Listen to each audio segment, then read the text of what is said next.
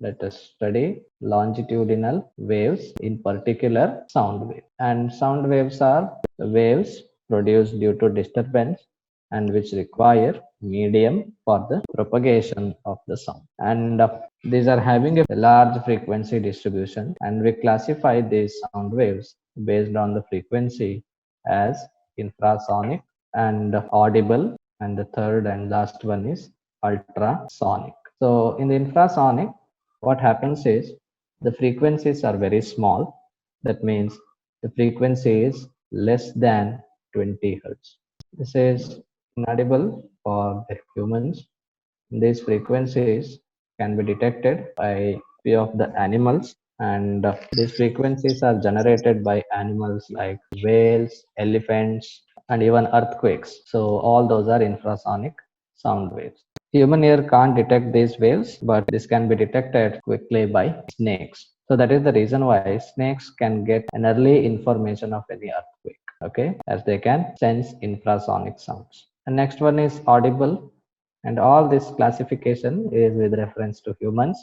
For human beings, it is possible to hear sound waves of frequency 20 hertz to 20,000 hertz or 20 kilohertz. So this is the frequency range of audible sound. Even though it's starting from 20 hertz, many of us are not able to hear this 20 hertz and also this extreme 20 kilohertz. So it will lie somewhere in between these two extreme points. And this is the main medium through which we communicate, all the human beings, and this is also produced by the musical instruments tuning for normal vibrations that you and I can hear. Human can easily detect these sound waves.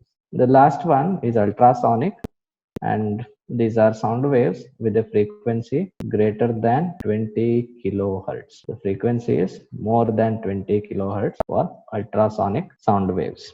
And we can't hear these sound waves. These are produced by vibration of quartz crystals by alternating electric fields, and this can be detected by animals such as fish or dog. They can sense these sound waves. And one more thing, something to take from Hollywood movies, that these sound waves can be used to kill animals such as rats or fishes. Frogs can also be killed. They are susceptible for this ultrasonic sound wave. And this can be used in detecting the depth of a sea. The technique is called as sonar, sound navigation and ranging, and the ultrasonic sound is used in that technique. And this can also be used in finding out cracks in a metal or any flaws in a material actually. So this is the classification of sound waves. Now let us go to speed of the sound wave.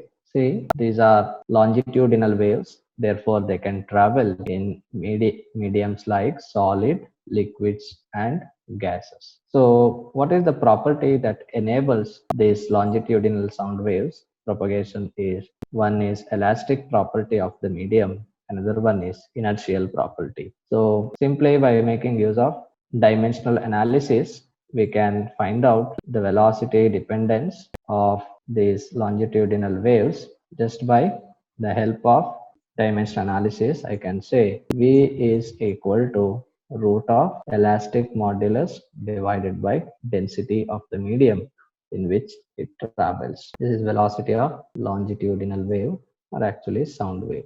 Fine. Since sound can travel in solids, the elastic modulus for solids is Young's modulus. So I can write it as pi by rho, where y is Young's modulus and E is modulus of elasticity. Depends upon the material and medium. And in the case of fluids, that is gases and the liquids, the elastic moduli is bulk modulus. So it can be written as B by rho, B being bulk modulus. So from this expression, we can say that speed of sound is maximum in solids, as their Young's modulus is very large compared to bulk modulus. Even though there is a density term in the denominator, the density change is very small compared to elastic modulus change from solid to liquid. So maximum speed is found in solids with large Young's modulus. And now Einstein comes into picture, and in the case of gases, he says that this for gases, this bulk modulus is exactly equal to change in pressure. So he writes down bulk modulus equals the pressure change, or he assumes the propagation of sound in gases takes place in isothermal condition. So we can make use of pressure term here, and therefore V equals P by rho according to Einstein. And this equation is famously known as Einstein's equation for speed of sound in gaseous medium. But actually, this does not meet the values calculated experimentally. There is a deviation which is larger actually. So there is something wrong hidden in this problem or in this equation. So now Laplace comes in and he gives a correction for the previous equation, and his correction is by the assumption that the sound propagation in gaseous medium is not isothermal, instead it is adiabatic. Therefore, you have to introduce a new term gamma for the adiabatic process. Therefore, I can write this expression as velocity V equals square root of gamma P divided by rho, where gamma is ratio of specific heat capacities. Gamma is Cp by Cv. So now I can further write this expression as square root of gamma into P. This density term can be written as mass divided by volume. So volume comes to the numerator. But what is PV from ideal gas equation? PV can be written as N times RT over M.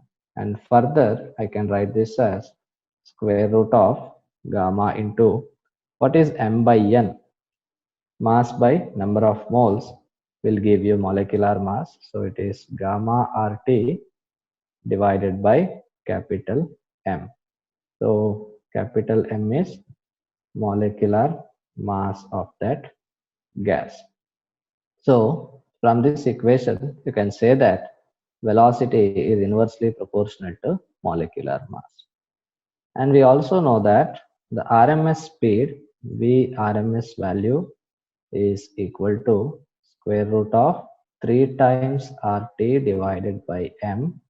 Therefore, I can relate RMS value with the speed of sound in a gaseous medium as Vrms divided by V equals RT by M, and RT by M cancels, leaving behind just 3 by gamma. This is the relationship between RMS speed and speed of longitudinal wave in a given gas. The ratio of heat capacities is gamma. Now, let me also discuss about dependence of velocity on other factors. So the first one is the nature of the gas.